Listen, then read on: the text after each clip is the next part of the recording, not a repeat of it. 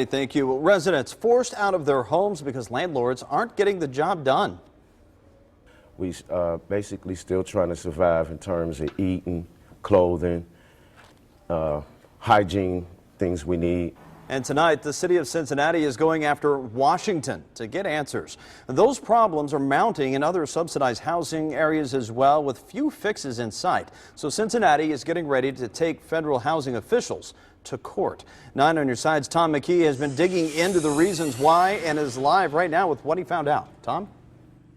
Well, this Burton Avenue apartment building is just one of the reasons for all this talk. Here's what's on the front door. Danger, keep out. All the residents are gone. The problems are too many here.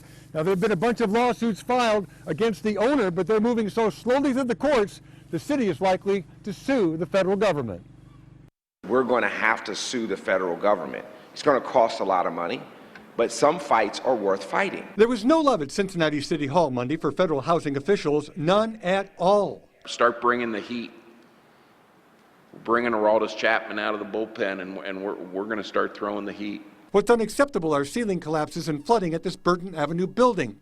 Neither the owners nor HUD, the Department of Housing and Urban Development, have fixed the problems, and subsidy dollars keep flowing to the landlord. We've seen vermin crawling in the hallways of this property. We've seen walls that are crumbling because of the water infiltration from floors above. That's forced the city to declare the property dangerous and order residents out to stay in a motel. Basically still trying to survive in terms of eating, clothing, hygiene, things we need.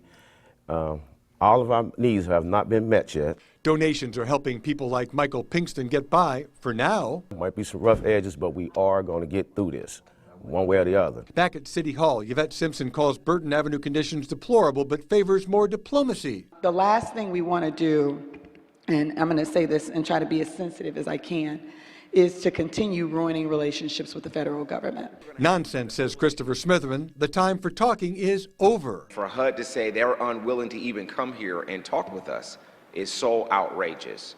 And for the owners for 9 months to not come here and talk with us is outrageous. Now, this is just one of the properties owned by P.E. Alms Realty. The others are the Alms Apartments in Walnut Hills, the N-Town Manor in Avondale, not far from where I'm standing, and also 2 others on the west side. This is going to be a long legal battle, but the residents may benefit in the end. Tom McKee, 9 on your side, live in Avondale. All right, Tom, we know you'll stay on top.